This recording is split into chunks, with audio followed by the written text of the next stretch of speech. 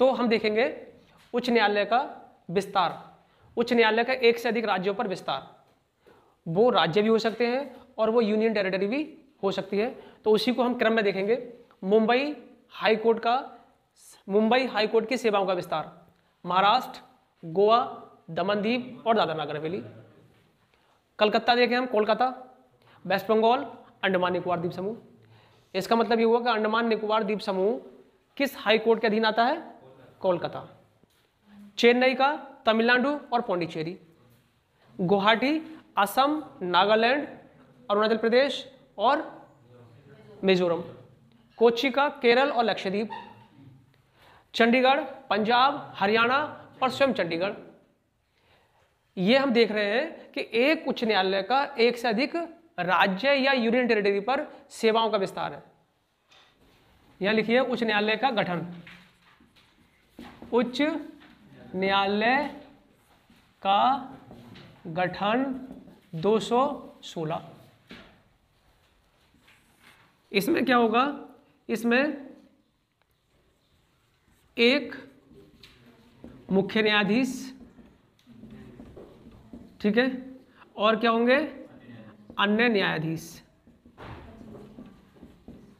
देखिए यहां याद रखेंगे इनकी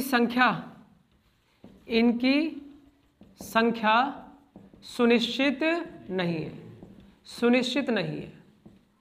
इसका मतलब यह है आवश्यकता पड़ने पर इन्हें बढ़ाया घटाया जा सकता है, आवश्यकता अनुसार घटाया बढ़ाया जा सकता है। नियुक्ति, अगर मैं इनकी बात करूं नियुक्ति की, नियुक्ति कौन करता है? राष्ट्रपति द्वारा। नियुक्ति राष्ट्रपति द्वारा होती है। ये अलग बात है कि अलग तरीके से होती है। राष्ट्रपति द्वारा क्या परामर्श किस किस से लेकर बाद में बात करेंगे। अभी राष्ट्रपति नियुक्त करता है, ठीक है, एक मुख्य न्यायाधीश और अन्य न्यायाधीश। लेकिन यहाँ क्या देखना था? एक मुख्य न्यायाधीश होता है और एक अन्य न्यायाधीश होते हैं। अन्य न्यायाधीशों की संख्या निश्चित नहीं है, आवश्यकता अनुसार घटती बढ़ती रहती है। चलिए ये भी हो गया। योग्यता, योग्यता में नंबर 1 अगर हम योग्यता देखें तो योग्यता में नंबर 1 है 10 वर्षों तक न्यायिक पद पर रहा हो, न्यायिक पद पर रहा हो। और नंबर 2 10 वर्षों तक अधिवक्ता रहा हो, अधिवक्ता रहा हो। ये क्या है? ये योग्यता है। ये है तो क्या बन जाएगा? हाई कोर्ट का न्यायाधीश बन जाएगा। ये होना जरूरी है। न्यायाधीशों की नियुक्ति अनुच्छेद 217 हाई कोर्ट लेवल की बात कर रहे हैं हम। हाई कोर्ट लेवल पर मुख्य न्यायाधीश की नियुक्ति, अन्य न्यायाधीशों की नियुक्ति किसके द्वारा होगी? राष्ट्रपति। लेकिन यह राष्ट्रपति क्या करेगा? परामर्श करेगा, परामर्श करेगा। और परामर्श की बात देखें, जब बात आए मुख्य की तो यहां पर सीजेआई प्लस राज्यपाल नंबर 1 इनसे परामर्श करेगा। राष्ट्रपति इनसे परामर्श करके मुख्य न्यायाधीश की नियुक्ति करेगा हाई कोर्ट में। और उसके बाद अन्य न्यायाधीशों की नियुक्ति number 1 CJI plus state CJI plus राज्यपाल, इनसे परामर्श करेगा, इनसे परामर्श करेगा। यहां 3 से परामर्श कर रहा है और यहां 2 से परामर्श कर रहा है। तो इस तरह से राष्ट्रपति नियुक्ति कर रहा है इन लोगों से परामर्श करने पर। मुख्य न्यायाधीश की नियुक्ति सीजेआई और राज्यपाल, अन्य न्यायाधीश नियुक्ति सीजेआई, एससीजेआई और राज्यपाल। ये हो गई हाई कोर्ट के न्यायाधीशों की, मुख्य की और अन्य की नियुक्ति हो गई। कार्यवाहक न्यायाधीश की नियुक्ति एक 223 आर्टिकल 223। यहां यह ध्यान देना है नियुक्ति कौन करता है? नियुक्ति राष्ट्रपति द्वारा। देखना यह है कि ये है कौन, कार्यवाहक राष्ट्रपति है कौन। तो पहले हम देखेंगे हाई कोर्ट का क्या है, हाई कोर्ट का मुख्य न्यायाधीश, मुख्य न्यायाधीश। हाई कोर्ट का जो मुख्य न्यायाधीश है, हाई कोर्ट का मुख्य न्यायाधीश क्या हो, इसका पद रिक्त हो या अनुपस्थित हो या असमर्थ हो, पद का निर्वहन करने में असमर्थ हो, 3 कंडीशन हो। ऐसी स्थिति में राष्ट्रपति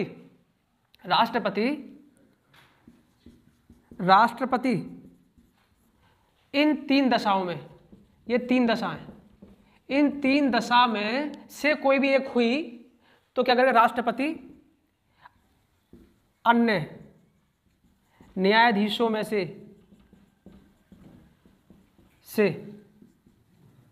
एक किसे, न्यायाधीश को कार्यवाहक के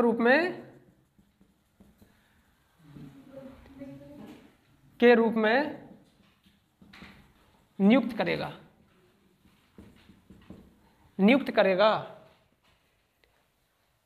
बात क्लियर हो गई? क्या कहना चाह रहा है? ये कहना चाह रहा है कि अगर हाई कोर्ट के मुख्य न्यायाधीश की अनुपस्थिति है, पद रिक्त है या पद का निर्वहन करने में असमर्थ है, तो ऐसी स्थिति में जो अन्य न्यायाधीश थे उनमें से किसी एक को राष्ट्रपति उठा लेता है कार्यवाहक जज के रूप में।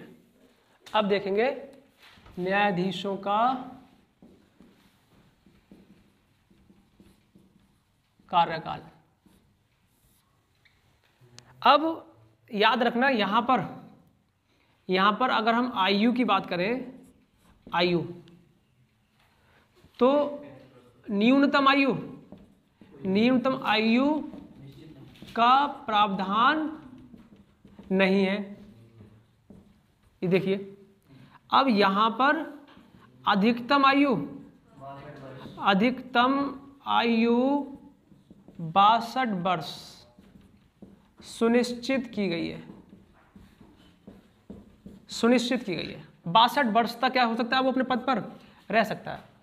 अब दूसरी कंडीशन देखिए, 2 तरह से पद से हट सकता है। पहले ये तो क्या हो गई, अधिकतम आयु कितनी हो गई, 62 वर्ष, लेकिन इससे पहले भी अपने पद से हट सकता है। वो कौन सी दशा है? नंबर 1, एक तो त्यागपत्र से हट सकता है अपने पद से, एक तो त्यागपत्र दे करके अपने पद से हट सकता है, और वो त्यागपत्र किसे देगा, राष्ट्रपति को देगा। तो दूसरा क्या है, तो संसद द्वारा पद से हटाना।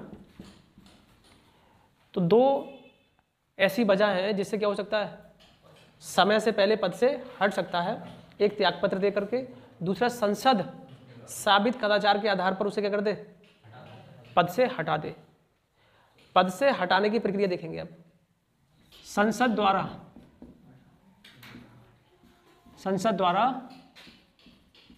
पद से हटाने की प्रक्रिया देखिए, यहां पर सबसे पहले ये देखेंगे कारण क्या है। कारण, एक शब्द का इस्तेमाल किया गया है, साबित कदाचार या असमर्थता। 2 बातें हैं ये, साबित कदाचार, प्रूव्ड मिसबिहेवियर, और दूसरा असमर्थता, इनकैपेसिटी।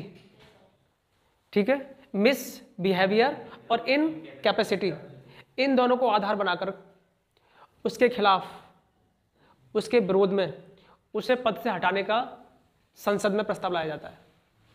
याद रखना है। तो क्या आएगा, कारण क्या है, इन कारणों पर उसे पद से हटाया जाएगा। और पद से हटाने की पावर किसे है, यहां लिखेंगे, पॉइंट है ये, न्यायाधीशों को पद से हटाने की शक्ति किसके पास है, संसद के पास है। संसद हटाएगी, याद रहेगा। अब वो तरीका क्या है जिस तरीके से संसद इन्हें पद से हटाएगी, तो क्या करना है इसके लिए, देखिए प्रस्ताव आएगा, प्रस्ताव के बारे में लिखेंगे किसी भी सदन में आएगा, ठीक है, किसी भी सदन में आएगा। न्यायाधीश को हटाने के लिए क्या लाना पड़ेगा हमें, प्रस्ताव, प्रस्ताव उठेगा, और जो प्रस्ताव उठेगा ये संसद के किसी भी सदन में उठेगा, आएगा, किसी भी सदन में आएगा। अब मान लीजिए लोकसभा में आ गया, कहाँ आ गया, लोकसभा में।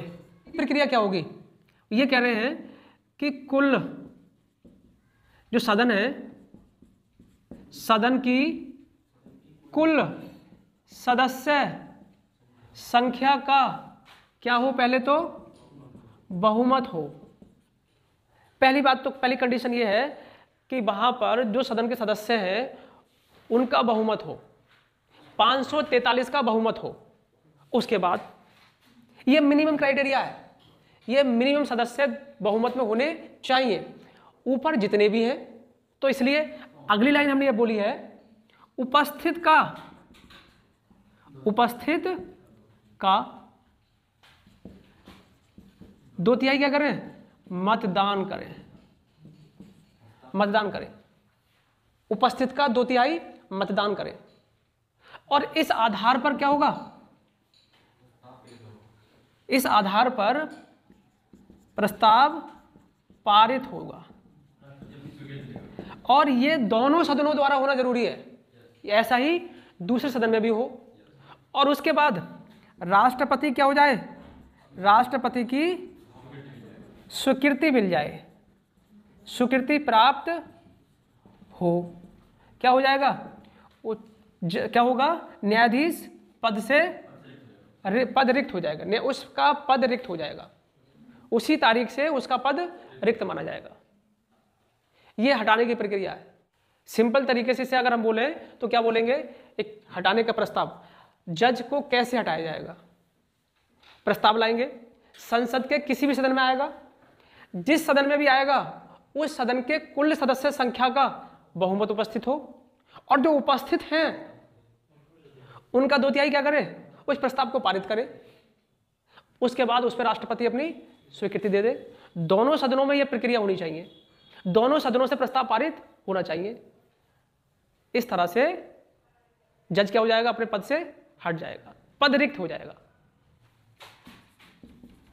शपथ प्रतिज्ञान अनुच्छेद 219 क्या है इसमें, देखिए, शपथ कौन दिलाएगा,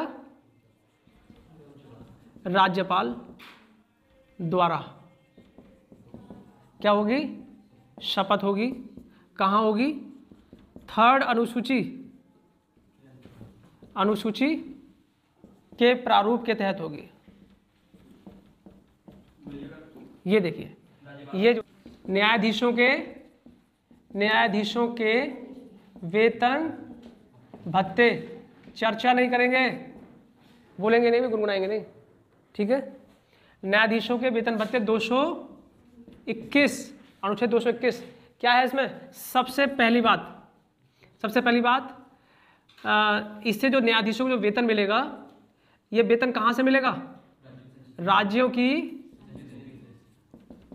संचित निधि से क्या दिया जाएगा, वेतन दिया जाएगा, संचित निधि से वेतन। एक बात ये हो गई। दूसरी बात ये है, अगर बात आ जाएगी पेंशन की, तो पेंशन प्राप्त होगी केंद्र की संचित निधि से। तीसरी बात ये हो गई कि वर्तमान में मुख्य न्यायाधीश और अन्य न्यायाधीश, इनके वेतन की बात करें तो इसे 2,50,000 मासिक वेतन मिलता है, और अन्य न्यायाधीश को 2,25,000 मासिक वेतन मिलता है। ये इनके वेतन है, इसे ध्यान रखेंगे। ये हो गया वेतन और भत्ते। कहा जाता है कार्यकाल के दौरान कोई कटौती नहीं होगी, लेकिन वित्तीय आपात के दौरान कटौती या वेतन रोक सकता है। याद रहे, न्यायाधीशों के क्रियाकलाप पर नियंत्रण 220, इसमें बात कही गई है क्या? इसमें कहा गया है स्थायी रूप से सेवा देने के पश्चात सेवानिवृत्त न्यायाधीश क्या नहीं करेगा? नंबर 1 न्यायाधीश, ठीक है, क्या नहीं करेगा? देखिए नंबर 1 क्या नहीं करेगा? नंबर 1 अधीनस्थ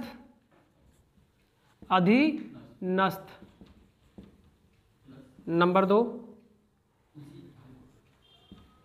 अन्य प्राधिकारी के मातहत सेवाएं नहीं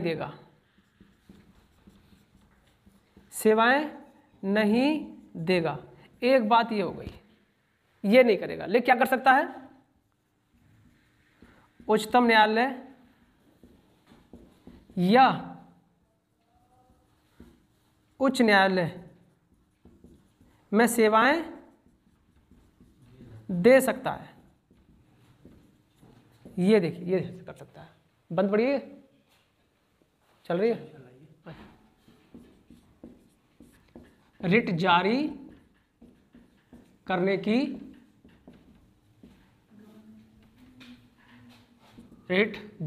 की शक्तियां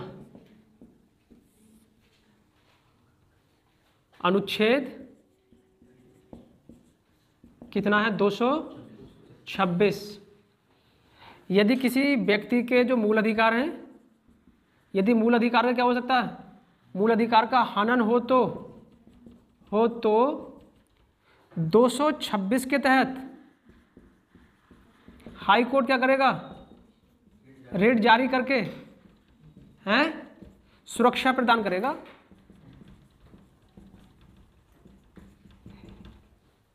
उसे उसका अधिकार वापस कराएगा। ये हो गया आर्टिकल 226। ऐसे ही सुप्रीम कोर्ट अनुच्छेद 32 के तहत ये काम करेगा, 5 रिट जारी करेगा। ऐसे ही 226 के तहत हाई कोर्ट को अधिकार दिया गया कि 5 रिट्स को जारी करके व्यक्ति के मूल अधिकारों की सुरक्षा प्रदान करे। ये कंप्लीट हो गया हाई कोर्ट।